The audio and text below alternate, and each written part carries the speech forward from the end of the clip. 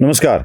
हिंदुत्ववादी कार्यकर्ते तुषार दामगुडे आणि काँग्रेसचे प्रवक्ते यांच्यामध्ये झालेली मारहाण, बाचाबाची किंवा त्यानंतर झालेली झटापट, त्याला मी मारहाण, जीवघेणा हल्ला या कॅटेगरीत टाकत नाही आहे. एक बाचाबाची झाली, एक झटापट झाली आणि त्यात एखाद दुसरा बुक्का लागला असेल. तो CCTV फुटेज सगळ्यांनी बघितलंय, ते मी दाखवत बसत नाही आहे. कारण ते दाखवलं तर पुन्हा अजून काही क्लेम लागायचे, त्यापेक्षा न दाखवलेलं बरं. कारण मला ती मारामारी काय झाली हे दाखवायचं नाही आहे. ती का झाली आणि त्यामागच्या सगळ्या घटना या सगळ्या सांगायच्या आहेत. खरं तर तुषार दामगुडे एका डावपेचात अडकले आणि काँग्रेस कार्यकर्तेही आपल्या सवयीप्रमाणे आपला पाय बुडता डोहात घेऊन गेले. अशा दोन्ही बाजूनी मला ते बोलावं लागेल. अशी मारहाण समर्थनीय आहे का? अजिबात नाही.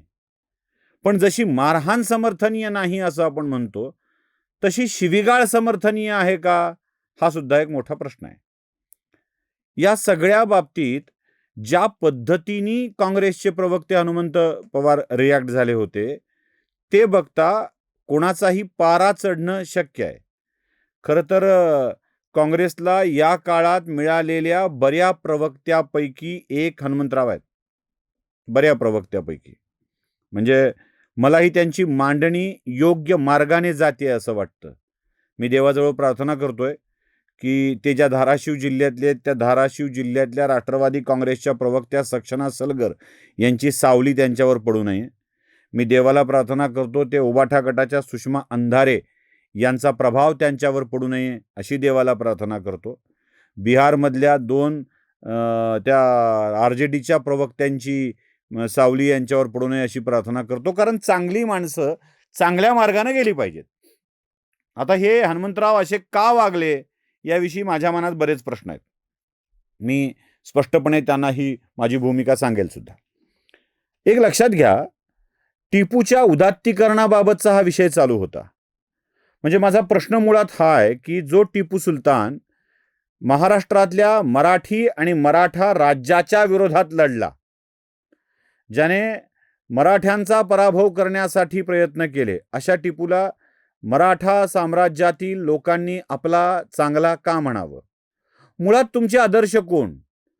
आपल्या कार्यालयात फोटो लावायचा आहे तर छत्रपती शिवाजी महाराज, छत्रपती संभाजी महाराज यांचा लावावा.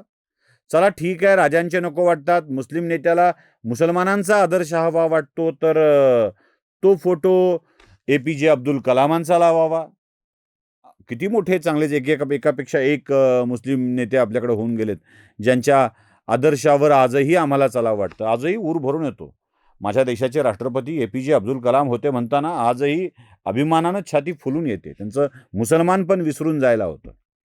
लक्षातही येत नाही ते मुसलमान होते म्हणून.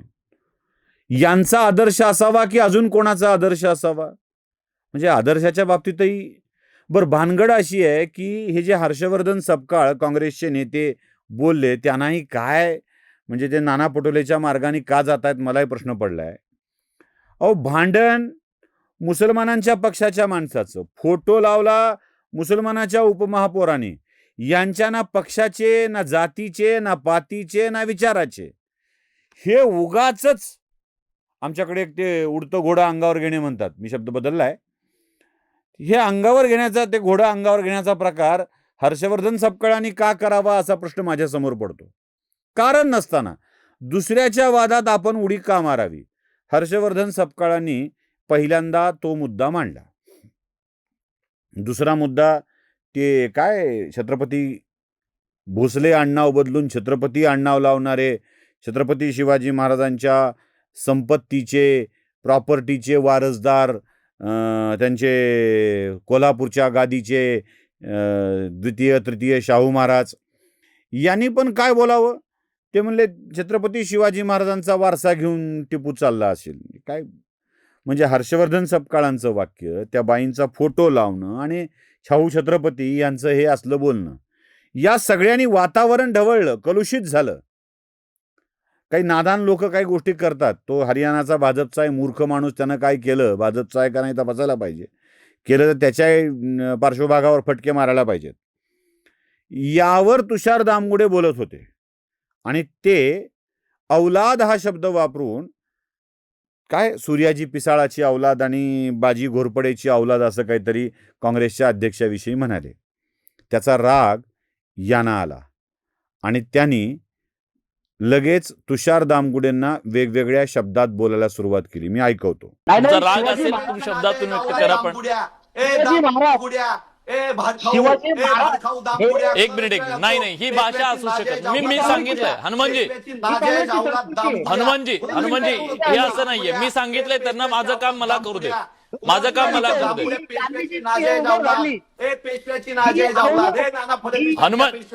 हनुमानजी प्लीज आपण चर्चेचा डेकोरम पाळूया प्लीज. नाहीतर मला सगळ्यांचे आवाज बंद करावे लागेल. मी आधीच सांगितलंय हनुमानजीचा आवाज बंद करा. ऐकलं मुद्दाम 2-4 वेळेला ऐकवलं. त्यांनी 1-2 वेळाच बोलले ते. मी मुद्दाम ऐकलं. त्यांचा माईक पुन्हा बंद झाला होता आणि पुन्हा ह्याच शब्द वापरले होते.